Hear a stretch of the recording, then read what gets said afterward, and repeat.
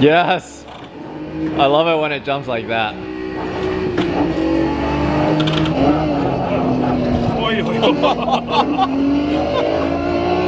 Oh my god. Hey everyone, Larry Chen here. You guys know I'm a big fan of Datsun 240Zs, 260Zs, and 280Zs. Today I had a chance to drive a very interesting one, something I've never driven before, a full motion rig from Sigma Integrale.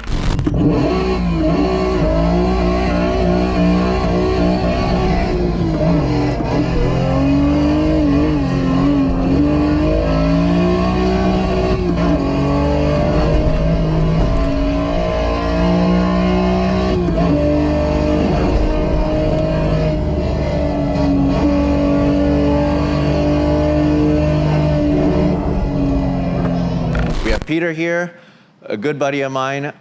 I had no idea what to expect when I first stepped foot in this thing. I've seen that you guys had this for a while and you guys have been building this for quite some time. But I had no idea that it would end up being something like this. Like, this is ridiculous. Thank you.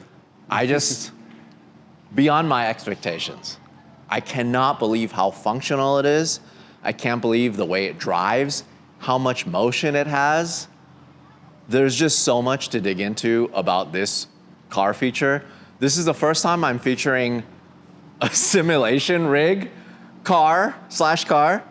I've never seen anything like this. So how does this, what did this start life as? Like, what's the process of building something like this? Yeah, so just kind of to go back on the history of Sigma. So the way we started to learn about cars way back when in 2000 was by playing Gran Turismo. Gran Turismo 1, Gran Turismo 2. The reason we have the name Sigma Integrale is because Integrale is kind of the first car that I drove, the Lancia Delta Integrale, and it was a domain that was available. So, you know, being engineers, we just kind of took that on and we just went with it. But we always played with cars. We learned about cars through video games before the internet. And then when the internet and the forums and the ARC7 forums came in and all that, that's kind of when we started getting more nitty-gritty into it. So how do we start this? It was always a collaboration between three skill sets: computers, cars, and mechanical design and electrical design. So that's kind of what we specialize in. I think this is car number 25 or 26 that we've done, that's full motion. You've built that many of these type of cars. Yeah, so we started with the Dodge Challenger back in 2014 for Chrysler. Since then, we've done Dodge Chargers, Ram 1500 pickup trucks, Corvette C6, C7, C8. And then, so when you build those are for the auto manufacturers? Not necessarily. So museums, special exhibits, the OEMs, the auto manufacturers would mostly be auto shows. And so what this is kind of like, if you're familiar with Costco, it's like the $1.50 Costco hot dog, except it's a lot more than that. This one, for example, is $150,000. It's a $150,000. $150,000 for something rig. Like this. So not then, including the car. Okay, that's not even including the car. So if the car, let's say, costs 25 grand, that's on top of this. Correct, yeah. So then, okay, let me just wrap my head around this. So you build it for many different purposes, right? So sometimes for amusement parks, sometimes for private owners, if somebody wants this kind of crazy rig, if they have the means to afford it. Yes. Or for a manufacturer. Yep. Or for car museums. Like, car museums, or they take it to like auto shows or whatever. There's just so many reasons why to have something this insane. But like, what's the story behind this one? Are you allowed to talk about this one? Yeah, for sure. This one in particular is going to a sim center in Kuwait. So kind of like I was saying before, this is an attraction. So for example, in this case, this particular client in Kuwait, he's got 3 sim centers. He's already got a C6 Corvette from us, and they love drifting there. And so the 240 and the 280, especially in the Middle East, has a specific nostalgia for them. And so he definitely wanted a 240. 240 prices are, when we were sourcing this car 2 years ago, were just astronomical. But we managed to find this one in Chicago. It's a 280Z, and we picked up for about $27,000. It seemed to be in very good condition, but as with anything that's from 1978, slowly and surely, you know, little things start falling off. So we replaced a lot of bits here just to keep it kind of looking as it is, but we tried to keep it as stock as possible. So, you know, the shifter throw, the wheel is authentic. You got the wide wheel. You got the handbrake is original. Wait, so let's just go ahead and start off by popping the hood so Sure. we can kind of see a little bit under the skin of this, because I just didn't really understand what you guys did Yeah. until I saw this stuff. It's hard to explain. The main thing that you guys do at Sigma is to build these huge actuators. We make huge ones and small ones for home and professional use, but we definitely started making full motion car simulators. Is kind of our niche that we started back in 2014. This is what we call the DKX. X kind of stands for experimental or special need, or special purpose rather. And the DK4X in this case is only 4 inches of travel. We have a high-powered American motor, and the actuator we actually make here in-house. So we have all the CNC machines. In Southern California. That's right, yeah. So we bring in the billet, we spin it all here, we CNC it, and we assemble it here, and we test it here before we ship it out. This is so cool. Okay, so L series motor is gone. What's left is just this huge wide open engine bay, but you have the 2 actuators here. Yep. One that's basically doing the left wheel, Yep. and one for the right wheel. But when you say 4 inches, since it's in the kind of more in the center of the chassis, the throw seems like it's more than 4 inches, because when I'm because I had a chance to drive this already, running over the curbs at Nürburgring, oh my God, it feels like this thing's about to jump.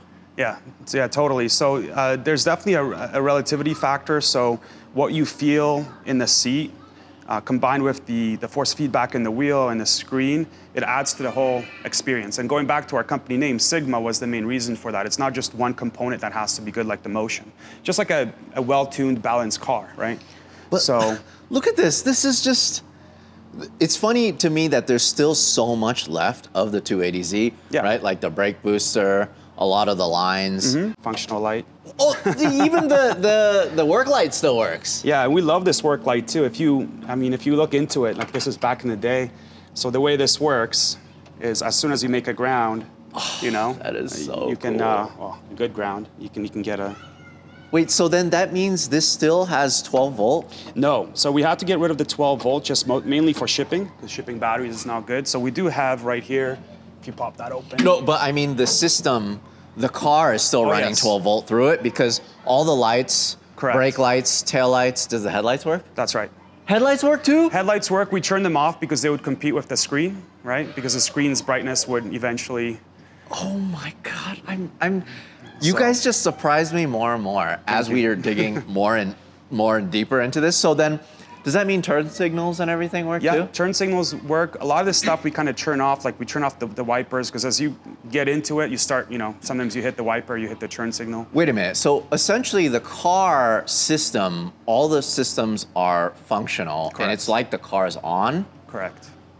Got it. And then everything else is kind of separate. The actual computer setup of it is separate. Yeah. So like you said, you have the 2 actuators here. You have this SimiCube steering system, which we just started using maybe 5 or 6 years ago. Wait a minute. That's connected to the stock 280Z steering wheel? Correct. Yeah. So you can see here. No way! So when you're turning that, Right. oh my God. So you guys had to custom fabricate this thing. Yeah. So then what's funny is that's in place of the steering rack. Like the steering rack is here, it still exists, and it's still connected to the wheels and the hub and everything. But in place of it going into the steering rack, you have the SimiCube system right here. That's right. And so what we actually do is we have 2 states for the system. We have the shipping mode and simulation mode. In shipping mode, we'll take the steering rack or the steering input shaft, we'll put it into the steering rack, so when the car's being transported, put onto the plane or whatever, you can actually still move it. The brakes still work, and then when it gets at the clients, they install the actuators. Wait a minute, you ship it as a car? We ship it as a car, yeah. Wait, so it still rolls? It's a rolling, yeah, that's right. What's also interesting to me is that this cross member or this subframe that you guys built is connected to where the engine mounts would normally be. Yes. Probably it has the most strength, and I'm assuming that it gives the most motion, or it's probably the strongest point for that. Yeah. Yeah, I mean, there's a lot of compromises that are made. Howard, who is my longtime business partner, and best friend, he's who designed basically not just the actuators, but kind of made the engineering decisions mechanically of where to place the actuators, and we considered it a lot. All our prior builds, actually, what we used to do is put the actuators in line with the suspension, but that takes months. There's a lot of geometry that you have to watch out for, things like anti-squat that would basically either bind the actuator or make it more difficult to move at its limits. And this is one of the first cars, actually was one of the first, now it's the fourth car that we did this year, that actually has actuators going directly into the ground rather than pushing off the A-arms or the suspension arms. In essence, this potentially could give you more feeling, Correct. more direct feeling Exactly. versus pushing on the suspension, because you're losing feeling in the spring, you're losing feeling in the tire and the flex or whatever, all of that. That is so neat. Okay, can we take a look at the back actuators? Everything is still functional. This is the coolest part about this. So you guys had to put these fake fuel tanks here. We didn't have to, but it's just a little detail that it keeps the experience somewhat authentic, just like keeping all the interior the same. I wish everybody watching this would have a chance to drive this. I mean, if you guys are in Kuwait by any chance to check this out, it's just so cool.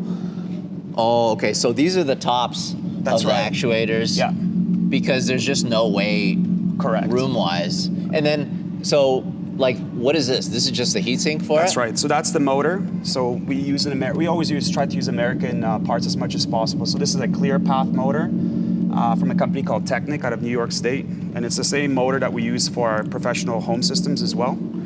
Right, so you guys don't just do this. If somebody wants to build like a motion rig for their sim setup, we'll take a look at those in a second. Or if they need it for commercial purposes, you guys make smaller versions that don't move a whole vehicle. Yes, but what's interesting is the algorithms, which is kind of the way you translate the game into the physical motion, are the same, right? And that's how we started as well. We did so many of these cars, and eventually the weight started to increase and the customers were asking for more travel or more lift or more weight, that we had to basically start making our own actuators.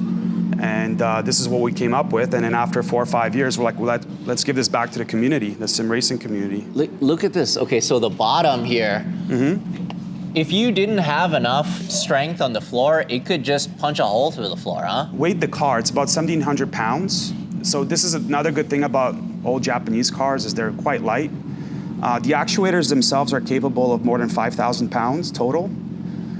So we're way under the limit. So even when you were driving the car before and you actually felt it hit the floor and you can feel the curbs, we're still at 33% of the motor's capability.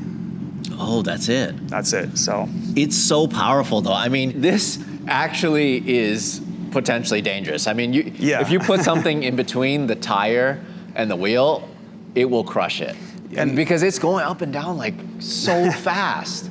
And we've done so many of these. That was actually one of the tests we used to do, because when we do auto shows, you have to make sure that if a kid runs up to the car, puts their hand underneath the wheel, doesn't get chopped. So we used to actually test with cookies and bananas and all that kind of stuff and just leave them there and just max out the car and see if there's any potential of danger, and then have all the mechanical, electrical, and software safety systems to make sure nothing like that happens.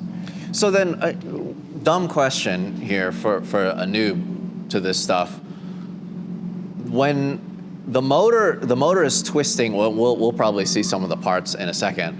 The motor is twisting this actuator or piston to go up, but is it doing the same force to go back down, or does it just let gravity go down? Yeah, excellent question, and that's kind of when you get into the weeds of things. So we can't exceed 1 G. If we exceed 1 G or gravity, you'll get the piston coming up off the ground, and then if it goes even faster with 1 G down, you get something called slap, and that puts excessive stress on the ball screw and the actuator and the motor.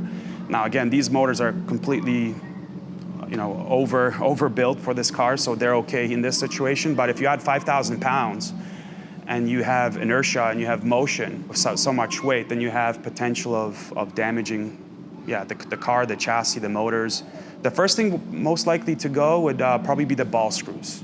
And the ball screw is basically what allows the frictionless motion of this nut up and down on this actuator, on this piston. And so usually any motion system, the first thing that wears and tears, kind of like the tires of a car, is the ball screw, which we can see over there later.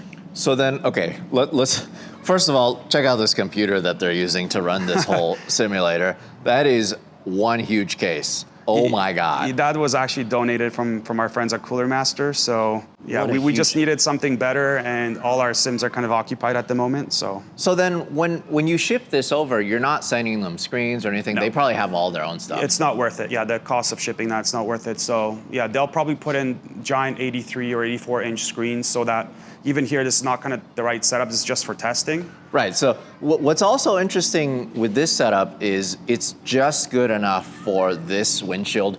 The view is not that good out of the 280Zs and 240Zs or this S30 chassis in general. It works out for it being such a wide screen setup here. Yeah. And so what is this, Assetto Corsa? Yeah, so we test with Assetto Corsa mostly just because we have a lot of control over a lot of the physics of the game. But I mean, we don't really have to do a lot of modification. The community is amazing for Assetto Corsa, so you can get almost any car. 240s are definitely available. And so, yeah, so the good things about Assetto Corsa is we can put it, which we have often done, we put it in auto drive, and then we've done as much as 700 laps in the Nürburgring, just constantly testing the systems. And this is for our consumer systems, and we've done not as an extensive test for this, but basically, once we've tested the algorithms and the concept of our other motion systems, this should just kind of transfer over. Oh, you just let it run and it's just doing its thing without you sitting on it. You just, or you put weight on it. We put weight in to it, make sure that it can handle it. This is the most interesting thing for me. So completely 100% functional, everything, door, all of this is OEM stock. The seats are stock. Yeah. Which I feel like you probably are losing a lot of motion from these seats because they're weathered. First of all, they don't hold you in, and then second of all, like, look at this. Yeah, I mean, even the backlash of the seat here.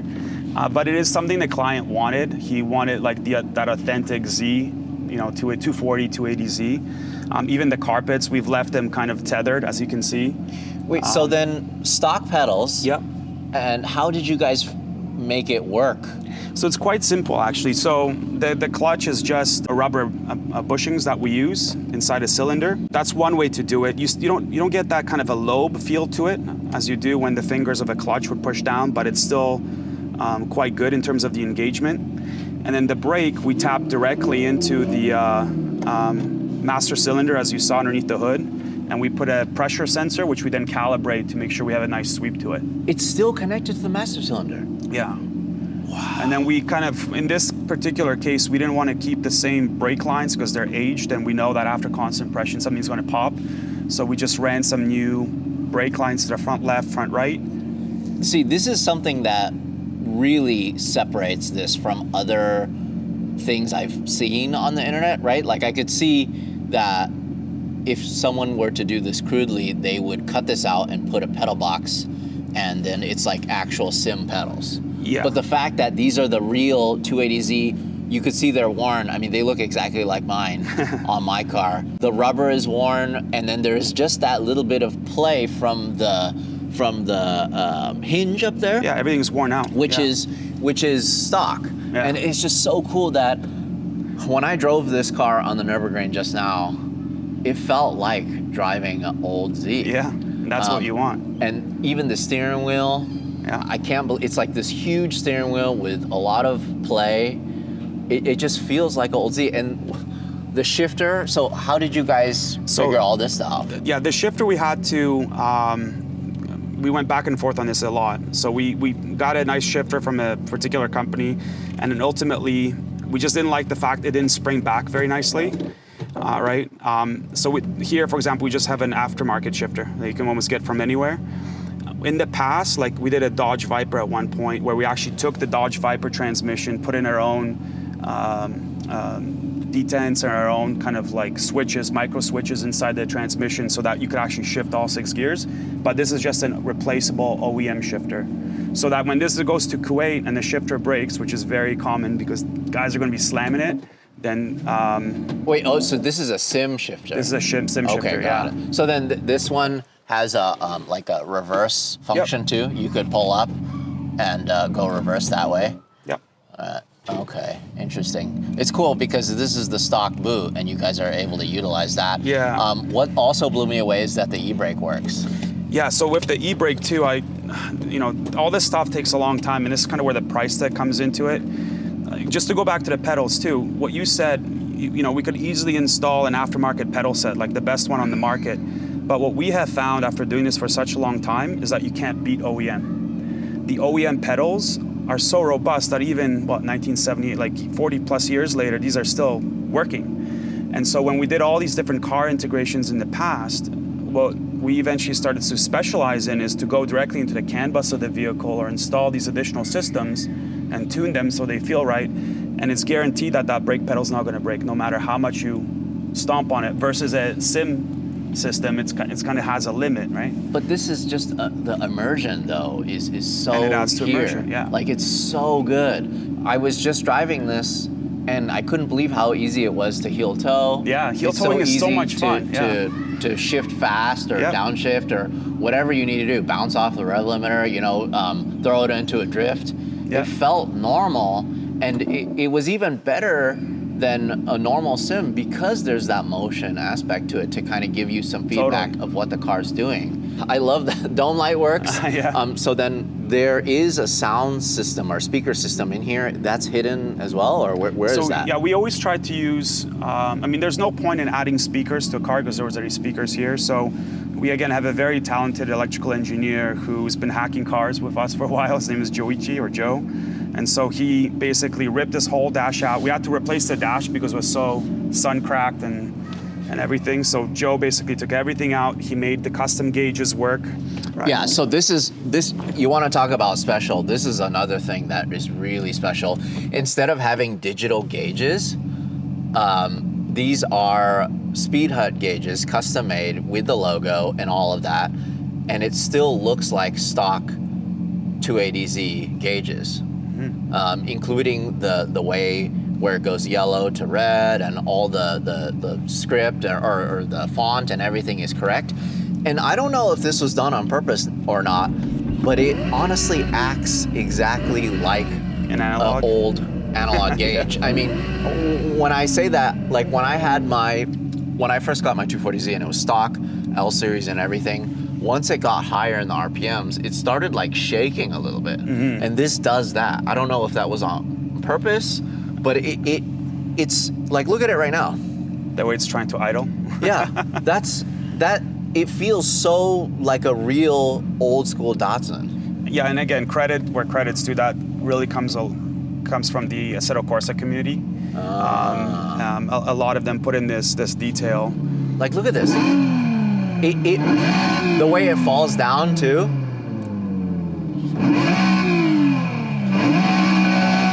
I mean, like, look. It totally is like a real car. And the other thing too is we have engine vibration coming from the motion system. So it's not just pitch, roll, and heave, which are the 3 degrees of freedom. We have road vibrations, both high and medium, so you can get the rumble strips and any kind of texture detail, or like coming off the track. And then the engine vibration, we have a proper, kind of like when you look at a power graph of a chart of a car, you have the torque and the horsepower that always kind of crosses at a certain point. We try to make sure that we can get that essence, so you get that low rumble, and then eventually it tapers out and hums away, and then it comes back when you let off the throttle. There's just so much with this. I mean, when I'm watching from the outside and Peter puts it into first gear and launches, the whole thing just goes back. Yeah. And then it's kind of like simulating, you just just launching in first gear. Yeah. But you want to talk about crazy, the fact that the fans still work to blow air, all of this stuff still works. So what is this for? But this is an aftermarket stereo that the customer asked us to put in. Mm-hmm. So here is a stereo that goes into the speakers of this car, but the client specifically wanted a Bluetooth stereo, something more modern, which we put in where he can play actually music as well. Does the horn work? No, we didn't make this one work. Horn does not work, but the headlights. The headlights we turn off because okay. That's right, like you compete. said. Yeah, they compete against. The cigarette lighter should work, I think. I have to ask Joe if he plugged it in, but we tried to make it so that when people jump into this, they're going to touch things, play with things, and we probably disabled the cigarette lighter. I hope you did, because Right. if you press it, So is this functional? Is the key functional? it just gives you the, let me see if it's on. No, okay, good. Well, is the key functional though? Oh, it is. Yes, so the So this key- turns off the power to the car. Correct, yeah. There you go. But then, so the sim is still running. Yeah. But then when you turn this on, like the sound comes back, the gauges, Fasten all of seat this. belts light. So this is like the 12-volt source. Correct, yeah. Ah. And again, that was all redone because the wiring was just not something that, once this car ships, it's going to be out there for 4 or 5 years, you know, making revenue for the client. Wow. And that's the one thing that we really like about these builds is when, kind of like the same feeling you got when you first jumped in and tried it. It's something unexpected, and you know, you start smiling, you start driving it. And we've seen that so many times at auto shows and museums over the years. That's kind of what fills our hearts when we do this. When an automotive guy or a guy who loves cars jumps in and he's like, oh, I had this car, you know, back when I was 18 years old or whatever, and jumps in and plays it again. Now, mind you, you know, you gotta hold some disbelief. You don't have sustained G's, for example, but it's very impressive, I think, for what you get just with the pitch, roll, and heave and the vibrations. I think it's enough together with the visuals and the fact that you can put this car on any track, anywhere in the world, in any configuration, right? Yeah. You want to talk about speaking to people like myself? I mean, like, I have this car, and it completely reminds me of driving this car at a racetrack. I mean, the way I'm tossing it around, the way I'm going through the gears, the way the steering wheel feels in my hands, it's kind of unbelievable. It really, really is unbelievable. I love driving my 996 Turbo, but after a few weeks, the battery always goes dead. When it needed a jump start using the lead acid battery, I had to pop off the cover for the keyhole, open the door with the key, pop off the fuse cover, plug in the jump starter to the vehicle to open the front, take off the cover for the battery, then jump start the car. I can skip all of that with built-in wireless jump start. All I have to do is press this button on my anti-gravity key fob, and then I'm off enjoying my car.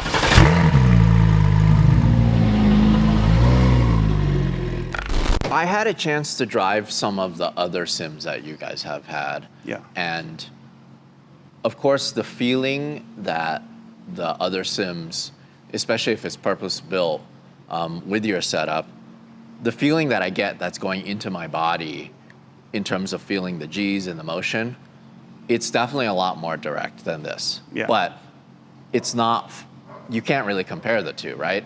This is not for that. This is for full immersion. It's like a novelty. Exactly. It's like a cool car, but you're able to drive wherever you want in the world.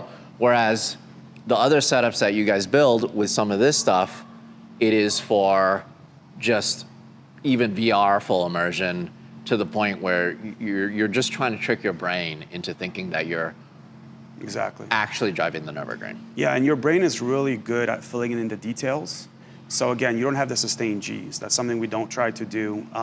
We noticed that when you try to do sustained G's, for example, a sustained G would be you're taking a corner, and now you want to pitch somebody or roll somebody, like let's say a 5-degree or 10-degree angle, which is quite a lot.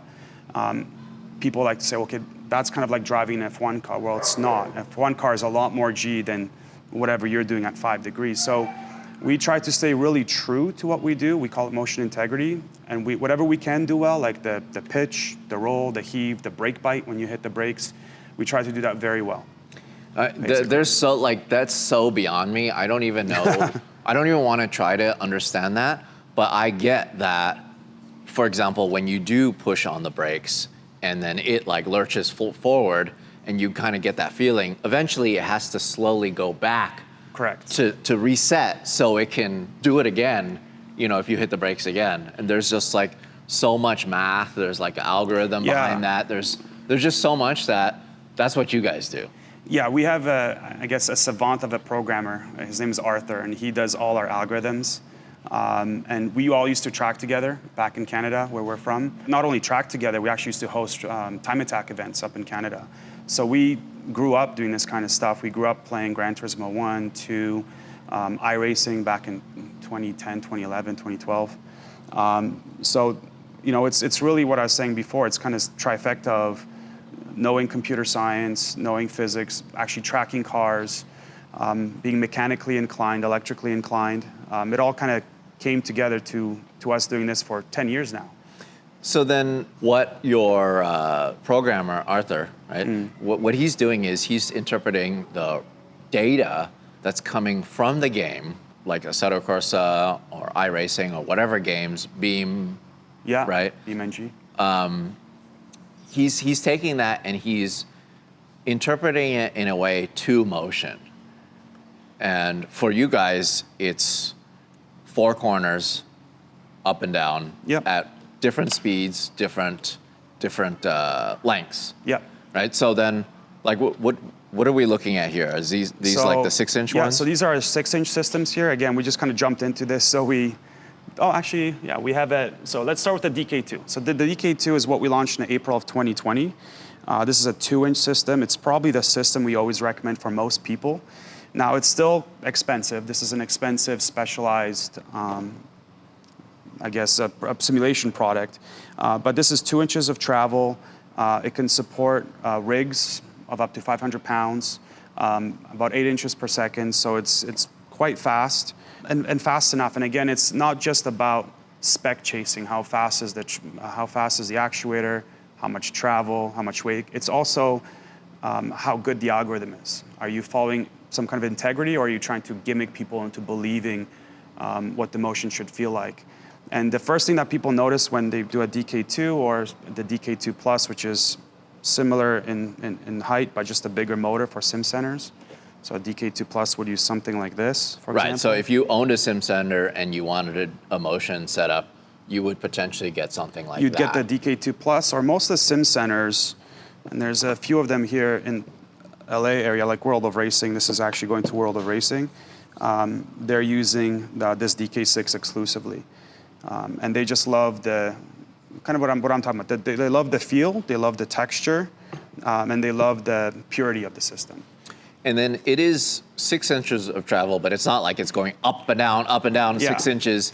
That would launch somebody into the ceiling. Yeah, again, we're keeping it under 1G, but going back to the motion integrity philosophy is, although it's 6 inches and you're, let's say, in a radical on Willow, it's not going to move you in huge amounts. It's going to give you the pitch roll, the heave of the vehicle. It's going to give you the gear shifts, the engine vibration, the road texture, and it's also going to give you the environment. So however the car is going up and down inclinations, like the corkscrew at Laguna Seca. Right, and then also if you're running over curbs, Yep, or all that. if you're in a bank corner, with the 6 inches You just of feel it travel, more. it's just a lot more. Yeah. Versus the minor things like what really surprised me when I drove the Sims here, when you're shifting in like a real race car with like a serious sequential shift transmission, it just kicks you in the butt. Yeah, it's like rough. really hard,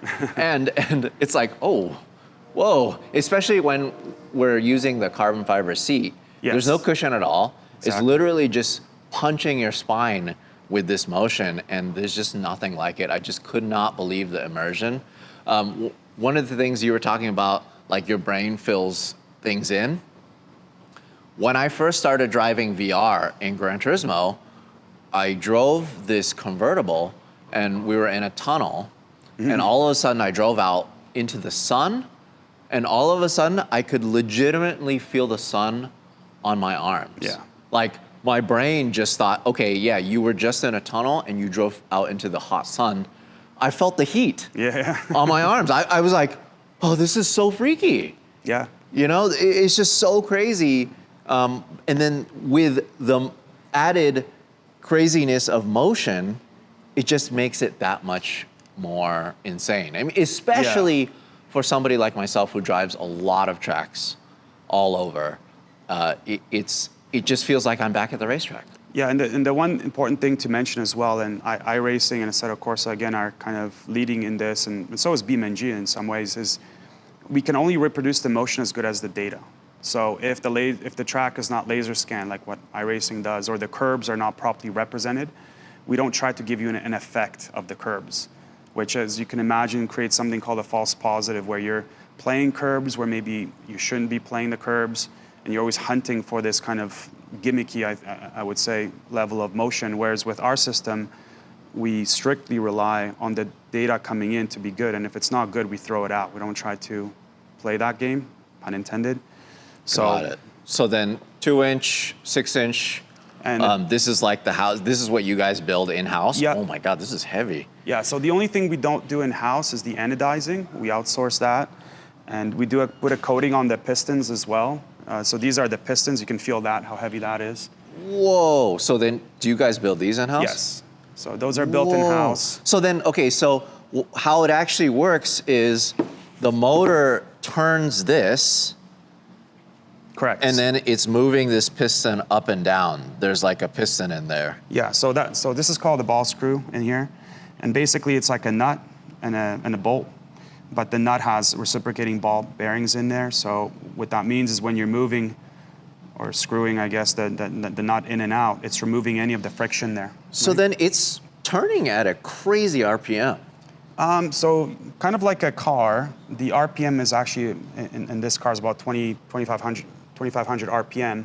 But based on the pitch of the ball screw, you get a different kind of speed. Oh, right? I see what you mean. So it's called the pitch. So based on the Got it. pitch, And then the more pitch you have, the more torque you need to move it. exactly, yeah. So it's always a trade-off. And again, Howard, our mechanical engineer, has been doing this for so long. Wait, is that due to heat? Is that why it's all discolored? Good catch, yeah. So we actually heat treat these ball screws because they're very hard steel, and we actually spin them here as well. So Interesting. that's from our heat treating. Let me show you the DKA. Like, 4X. look how many you guys. Oh my God! What, So- this is the. This is from the car that you just drove. So let me just pop this open Whoa! if I can. Wait a minute. So, Really? Yeah. That is so crazy. So this ball screw alone is about $3,000. You know what's funny is that looks like a spring compressor. What do you mean? It looks like a spring compressor. Oh. Like an old spring compressor yeah. tool. Yeah, But- exactly. Okay, so this alone is just $3,000. Yeah, so this is the ball screw for the DK6X, the 4X, the either 6-inch or 4-inch motion system for vehicles. But you can see how that works. So imagine that this screw part is inside the piston, right? And this part is connected to the housing, right? So this is connected to the housing. And the motor basically connects from the top up here. And as the motor spins this screw, it basically extends the piston in and out, right? So it's a very basic principle. There's so many actuators out there, so many different ways of doing this. The reason we had to create our own is back in 2017 or 2016, we got a special project from Chrysler to do a Dodge Demon, and the CEO just wanted 12 inches of travel in the front. Right, like it would Yeah. pop wheelies. And there was no system that would do it. And the few systems that we tried, all the actuators were for industrial use. So were designed to be working within an apparatus. None of them could take very good side loading.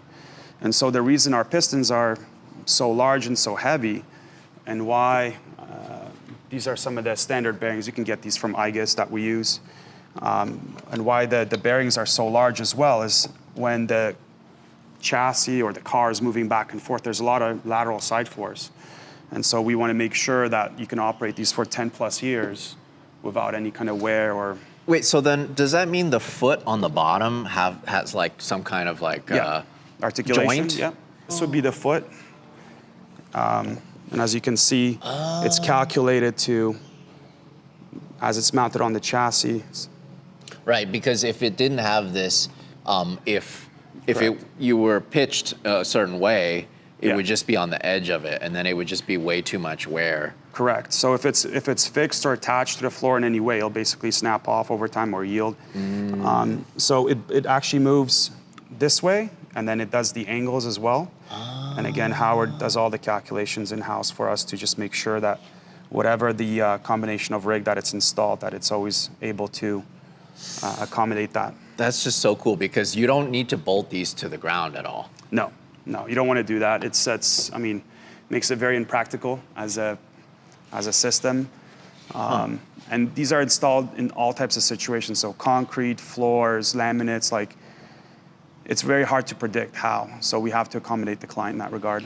And then are some of these the big daddies, big Johnnies over here? So these are the DK6Xs, I think. Wow. So again, the billet is right over here. So this is what we get. This is the billet. Oh. So it's about 80 pounds for this. It takes some muscle to put into our CNC lathe over here. Once it goes into CNC lathe, this is a DK6, for example. Basically, this is the first feature that we kind of do, just do all the radial passes inside and out. And then it goes to all the other machines down there where it does all the features like the bolts, the tapping, the logos, and other things like that. But yeah, so this is a heavy beast. Yeah. I mean, but you need that for a car, so. Again, and it's completely overbuilt so that whether it's 2,000 pounds with the Datsun with a human body in it or a 5,000 pound truck platform, which we've done recently as well, if you have any kind of installation or lateral side forces, they'll take it. Right? It's designed to run every single day, pretty much, 9 to 5. Yeah. Every day, somebody's coming in, driving this thing.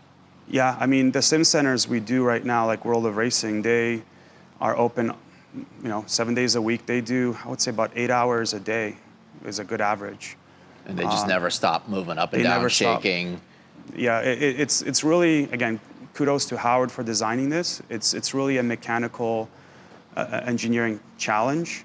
And you can't find these kinds of actuators anywhere else because they're not designed to work independently like that. They're usually they're supposed to be part of an apparatus or connected to something else. Let's go ahead real quick and take a look at some of the sims that you guys have, just so you guys could get an idea. I just wanted to show you guys what you could use these for. Yeah. If you wanted to build the ultimate sim rig. One thing that we glossed over is this. So is this like a custom setup, like a controller unit or something? Yeah, it's not supposed to be like that. It's Okay. supposed to have a cover on it for safety reasons, but again, we're still in And then so development. this controls, it has all the fuses and everything for all Correct. the systems Yeah. on so, the 280Z. Yeah, it's rated for about 60 amps, 240 volts, so it's kind of overbuilt like everything else we do. But even with this car, full send, we can't get it past, I think, 12 amps at 240 volts, which is very good. It means the system's very efficient. The ball screws, the motors are all quite efficient. Now, even when we had our test platform over there was basically a trailer that we used to haul race cars on, and we put a Miata on there, so we had 5,000 pounds. And even with a 5,000 pound load, it's very hard for us to get over 15 amps. So again, the efficiency of the system is key, and it's quite good. So then, what's going on here? This is just some testing stuff. We're being goofy. Whoa. This thing's really about to take off. Yeah, so we're trying different things.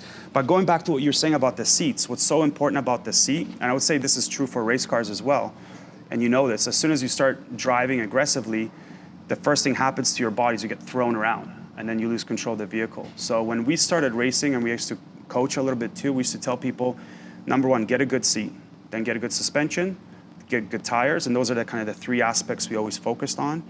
And it's incredible how a good bucket seat, sometimes we don't even use seat rails. Here we're using electric seat rails, but the manual seat rails, for example, will slop around so much you can lose a lot of the motion and vibrations. So cars like the Alfa Romeo 4C, where they're directly mounted to like the chassis, or other cars where you're moving the pedals and the wheel closer to you and the seat is affixed to the chassis, really gives you good feedback. Same thing applies here, right?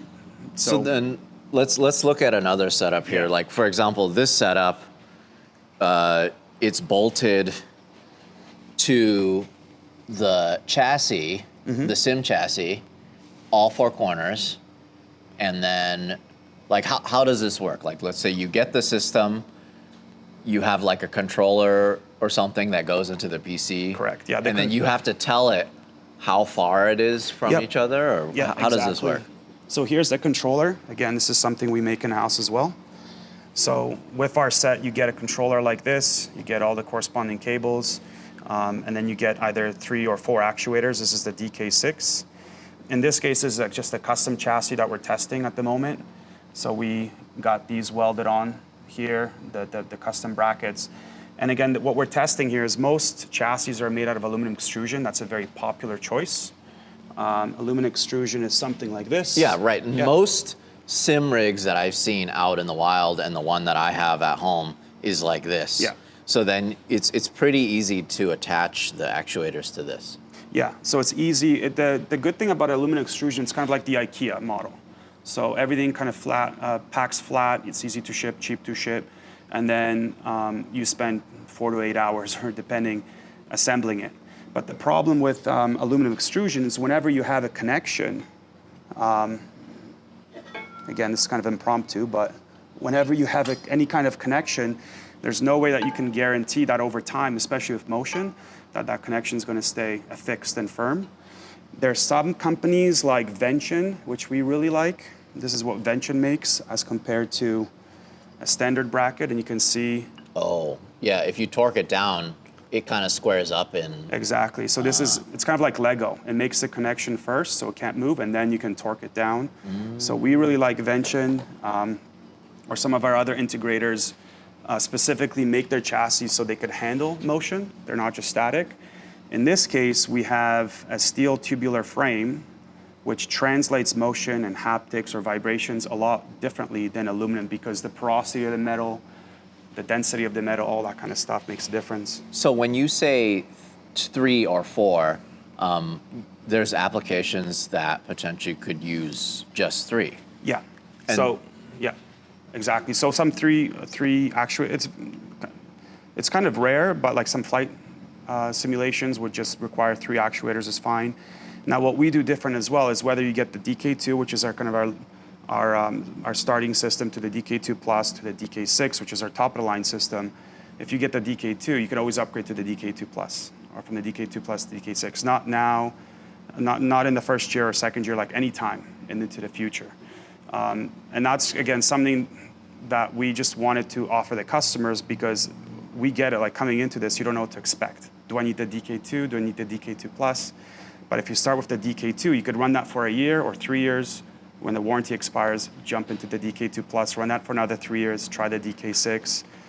So we like giving that upgrade path for clients. It's so interesting to me because just like this world, as you guys probably have seen if you guys follow me, we're just jumping into this just this year, right? I'm driving a lot more, so I partnered up with SimMagic, and for PC stuff, we partnered up with MSI, and just getting to the sim thing, it's limitless. There's just so much to do, and everything is so custom. There's just not one right way to do it, and I'm assuming it's the same way with motion, right? You guys are really on the cutting edge of this stuff.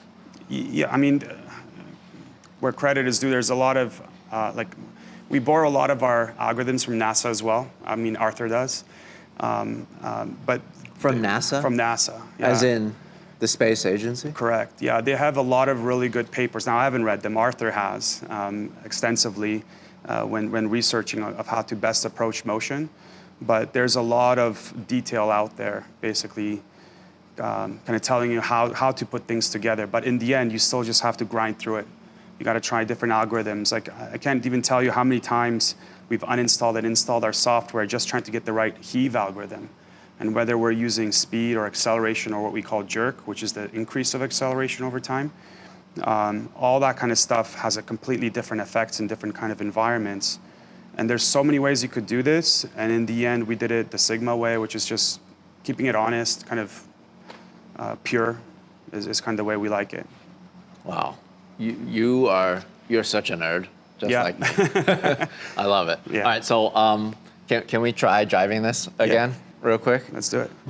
It's just like a normal 280Z. I mean, I've driven so many of these S30 chassis. It just feels good. The shifter feels good. It's got that smell too. Yeah, the throw is nice. And the way the steering wheel squeaks and everything, like, all of this is something that I'm so used to. But what gets crazy is when you just rev it up and drop the clutch, and it just feels like you're driving a real car. Yeah. It's so crazy. I mean, the way the car turns and you kind of feel it. You feel it in the G's. It's just like turning even when you drop the clutch and the rear end starts stepping out. Yeah. Like I feel that G, and I know to correct, not just from visual, right? So I have a kind of a problem. It's really hard for me to drive sim because there's so much loss. Like you just, it's so visual based, and of course you get some feedback from the steering wheel, but because my body is not getting thrown around all over the place, it's really hard.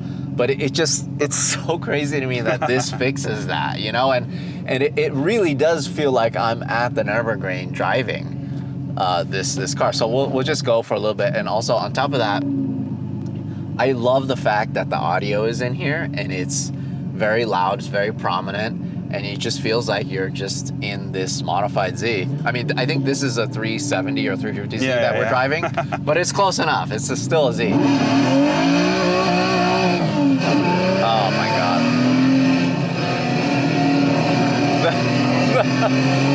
All right, so you guys can see what I'm seeing, and you guys can see my pedal movement and my steering movement, but we're just gonna go just a little bit on the ring, and I'll try to narrate a little bit of what I'm feeling. I cannot believe that I saw this as a mostly stock vehicle not that long ago, and now we're sitting in it as a full motion sim rig. All right, so it's slow right now because the e-brake's up. Put the e-brake down. Anytime I pop a curb, the whole thing shakes, and like violently. It's crazy. Like the vagueness from the steering wheel is so cool. It just doesn't feel like any other sim I've ever driven. It's just so cool. The sense of speed is there because of how much the car's moving, and like when you're going over the bumps, and like we're on the straightaway right now, and it just feels like a fast car. All right, gonna slow down for this corner here. 6th gear. Oh, this is so crazy.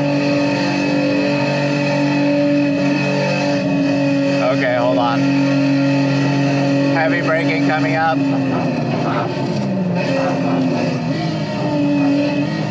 Heel toe, broke too early. Down a second. Like the playfulness is just so good. Oh! Spin. Try to get a little sideways. A little bit of grass there. Yeah. This is just too good. All right, so then when you stop, it kind of like settles a little bit. Yeah. And then it resets. It's so crazy. Everything about this system. Look. Just gonna hop some curbs on purpose. Just to get some feeling. Oh! Oh my God. It's just so dramatic. I love it.